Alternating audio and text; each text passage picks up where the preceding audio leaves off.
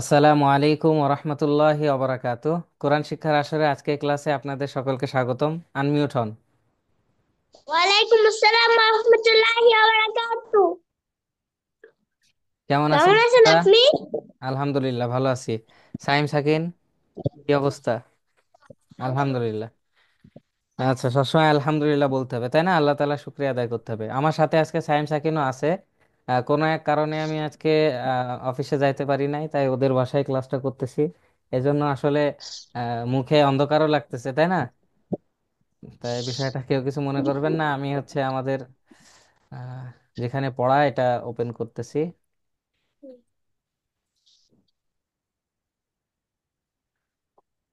আচ্ছা। জাইন, জি। আপনি সালাম দিচ্ছেন না নাকি মানুষকে? হুম? সত্যি কথা কেন? বল। জি। বলেন তো কেন সালাম দিচ্ছেন না?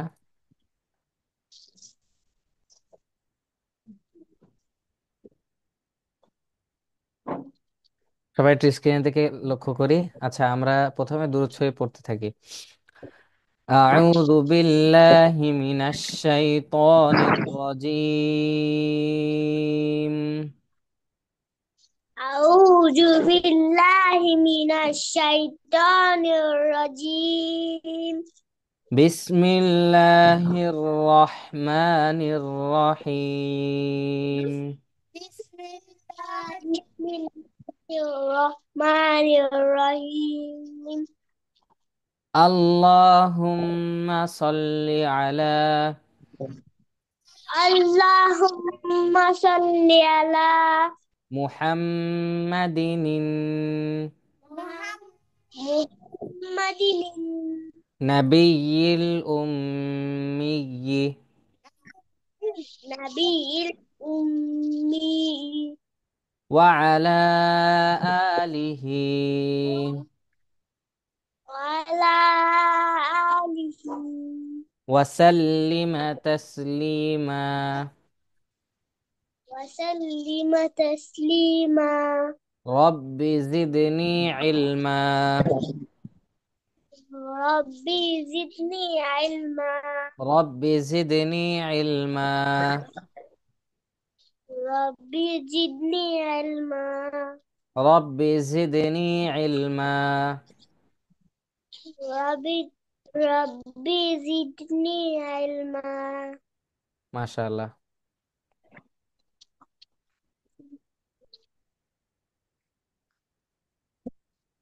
আমরা যেটা শিখতেছিলাম হরফের আকৃতি, তাই না?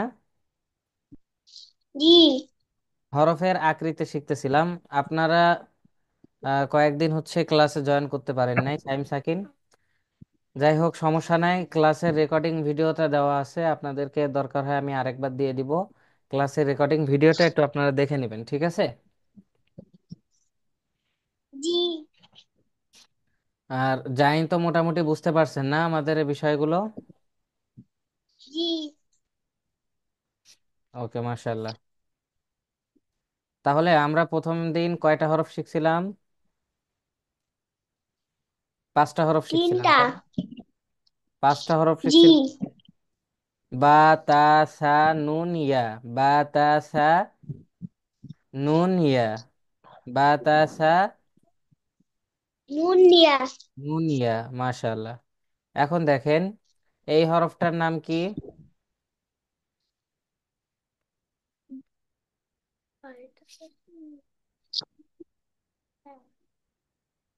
বলেন তো কি এই হয়েছে? হরফটার নাম কি?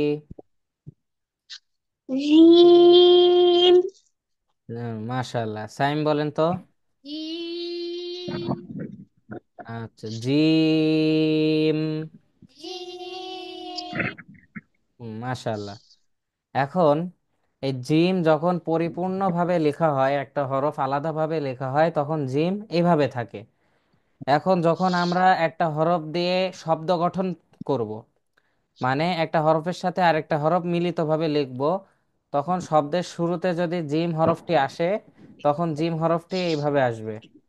জিম হরফটি কিভাবে আসবে, স্ক্রিনের দিকে লক্ষ্য করেন। জিম হরফটি তখন এরকম ভাবে আসবে, দেখতে পাচ্ছেন আপনারা? জিম। এই তো মাশাল্লাহ। তাহলে শব্দের শুরুতে জিম এরকম ভাবে আসবে, আর যখন শব্দের মাঝখানে আসবে তখন জিম হরফটা এরকম ভাবে আসবে। কিন্তু একটা বিষয় আছে কি জানেন, শব্দের মাঝখানে জিম আসার পরে জিমের পরে এরপরে অন্য হরফ আর মিলানো যায় না, যদি শব্দের মাঝখানে এভাবে আমরা লিখি। অর্থাৎ এটা শব্দের শুরুতে আসে, শব্দের মাঝখানেও প্রথমটার মতোই আসে, প্রথমটা বা দ্বিতীয়টা এই দুইটার মতোই আসে। আর শব্দের শেষে কিভাবে আসে, এরকম ভাবে। খেয়াল করছেন? জি। এই জায়গায় দেখেন তিনটা উদাহরণস্বরূপ দেওয়া আছে। শব্দের শুরুতে জিম কিভাবে আসবে, তারপরে শব্দের মাঝখানে, তারপরে শব্দের শেষে। এই জিনিসটা বুঝতে হবে, হ্যাঁ। আচ্ছা, আমি আপনাদেরকে একটু লিখে দেখাই, তাহলে আপনাদের একটু বুঝতে সুবিধা হবে। দেখেন, যখন জিম হরফটা, এই যে প্রথমে আমি জিম হরফটা আপনাদেরকে লিখে দেখাই। এই যে এই হরফটার নাম হচ্ছে জিম, তাই না? যখন জিম হরফটা শব্দের শুরুতে আসবে তখন কিভাবে আসবে একটু লক্ষ্য করেন এদিকে।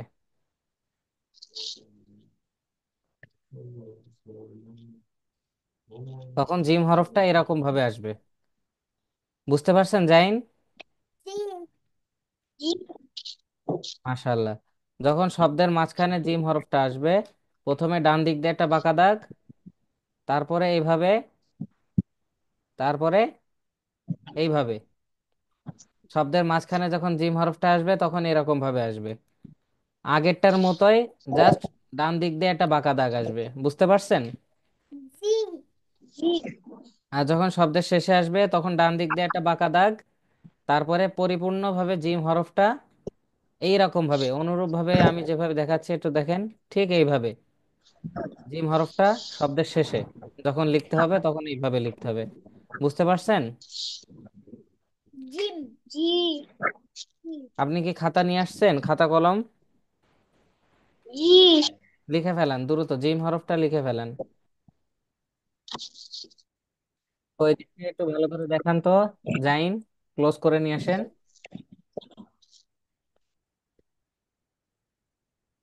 কই? জি মাশাল্লাহ, হ্যাঁ দেখতে পারছি, সুন্দর হয়েছে। আর একটু সুন্দর করে লিখবেন, ঠিক আছে? আচ্ছা, এবার একই সিস্টেমে, এই দেখেন এবার এই হরফটার নাম কি, একই রকম দেখতে কিন্তু মাঝখান থেকে আমরা নুক্তাটা মুছে দিয়েছি। আ, আ,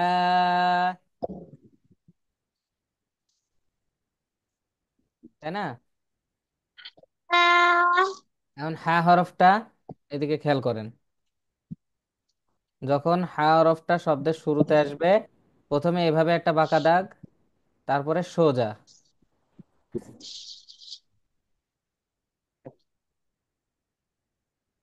এই যে, ঠিক আছে? যখন শব্দের মাঝখানে হা হরফটা আসবে, ডান দিক থেকে একটা বাঁকা দাগ, তারপরে যে একই সিস্টেমে হা, ঠিক আছে? এটা কোন সময় আসবে বলেন? শব্দের মাঝখানে, ঠিক আছে? আর যখন শব্দের শেষে আসবে, ডান দিক দিয়ে একটা বাঁকা দাগ হয়ে পরিপূর্ণভাবে আমরা হা হরফটি লিখে ফেলবো, ঠিক একই সিস্টেমে হা। আচ্ছা, এটা আপনারা একটু সুন্দর করে লিখে দেখান তো, দ্রুত।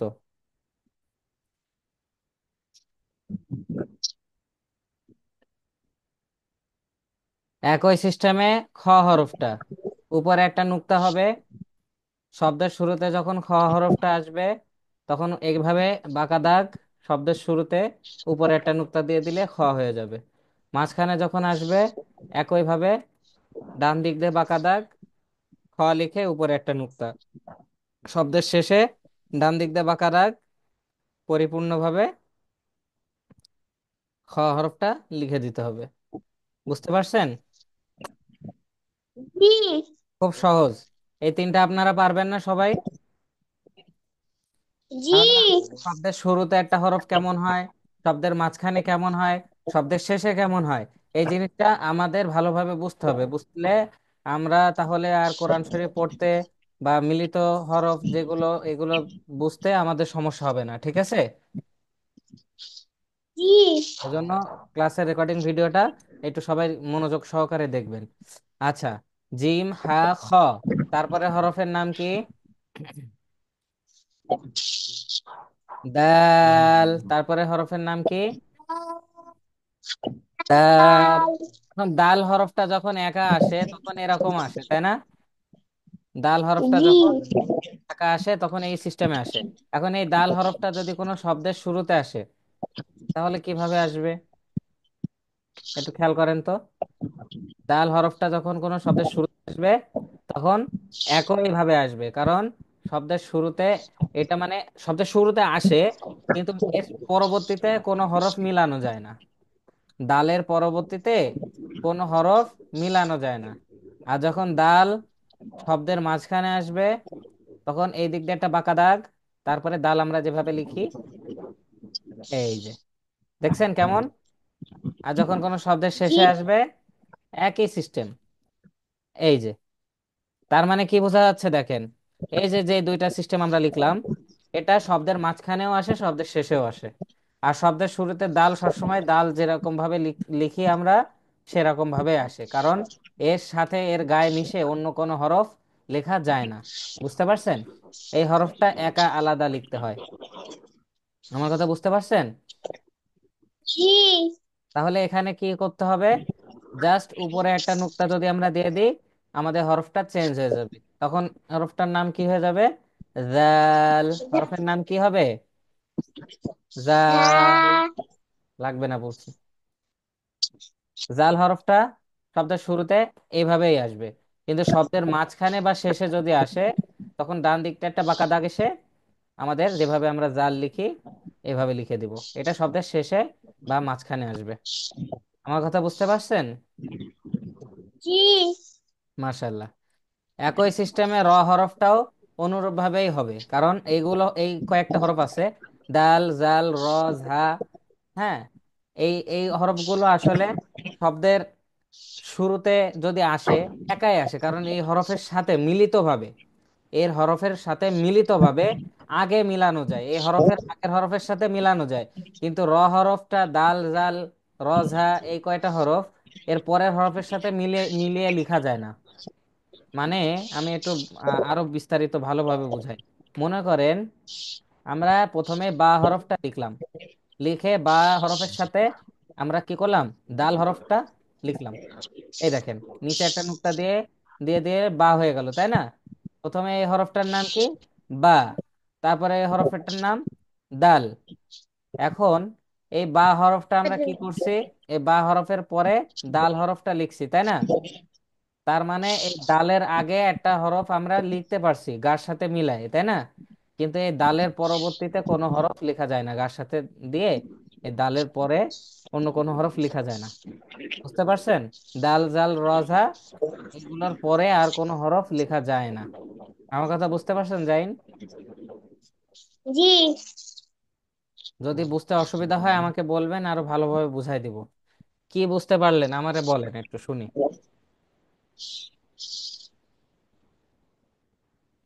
জাইন,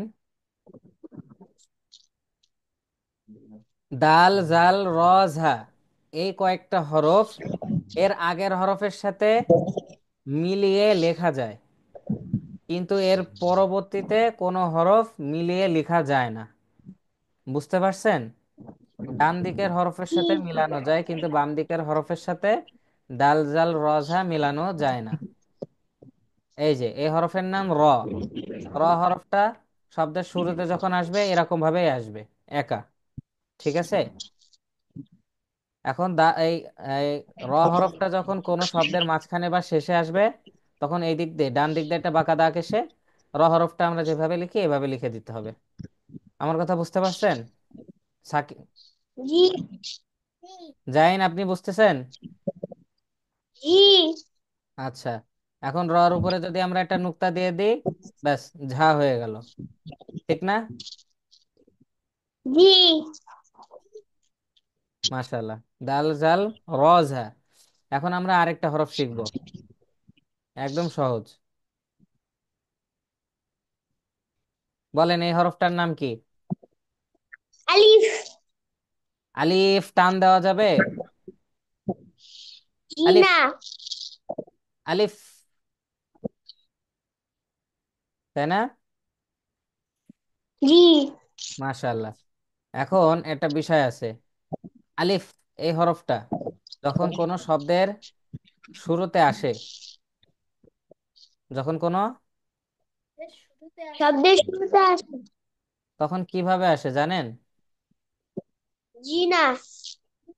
আলিফ হরফটা শব্দের শুরুতে যখন আসে একলা এভাবেই আসে, ঠিক আছে? কিন্তু এই হরফটা যখন কোনো শব্দের মাঝখানে বা শেষে আসে, তখন আগে একটা হরফ লিখলাম, আর এই যে আলিফ। মনে করেন আমরা লাম হরফটা লিখলাম, লাম, এই যে আলিফ। দেখছেন? আলিফ এই কয়েক রকম ভাবে আসে।